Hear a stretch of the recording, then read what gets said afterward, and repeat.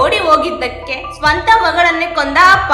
ಮಗಳನ್ನು ಕೊಂದ ಬಳಿಕ ಆಕೆಯ ಪ್ರಿಯಕರನನ್ನು ಮುಗಿಸಲು ಸ್ಕೆಚ್ ಹಾಕಿದ ಆರೋಪಿ. ಬಿಹಾರದ ಸಮಸ್ತೀಪುರದಲ್ಲಿ ಪ್ರಿಯಕರನ ಜೊತೆ ಓಡಿ ಹೋಗಿದ್ದಕ್ಕೆ ತಂದೆಯ ಸ್ವಂತ ಮಗಳನ್ನು ಕೊಂದಿರುವ ಘಟನೆ ನಡೆದಿದೆ. ಬಳಿಕ ಆರೋಪಿ ತಂದೆಯನ್ನು ಪೊಲೀಸರು ಬಂಧಿಸಿದ್ದಾರೆ. 25 ವರ್ಷದ ಸಾಕ್ಷಿ ಕೊಲೆಯಾದ ಯುವತಿ. ಮುಖೇಶ್ ಸಿಂಗ್ ಕೊಲೆ ಮಾಡಿದ ತಂದೆ. ಆಕೆಯ ಶವವನ್ನು ಕಳೆದ ರಾತ್ರಿ ತಮ್ಮ ಮನೆಯ ಸ್ನಾನಗೃಹದಿಂದ ಹೊರತೆಗೆಯಲಾಯಿತು. ಮಗಳನ್ನು ಕೊಂದಿದ್ದ ಮುಖೇಶ್ ಸಿಂಗ್ ಬಾಯ್ ಫ್ರೆಂಡ್ ಅನ್ನು ಮುಗಿಸಲು ಸ್ಕೆಚ್ ಹಾಕಿದ. ಆದರೆ ಆತ ಗ್ರಾಮದಲ್ಲಿ ಇರಲಿಲ್ಲ.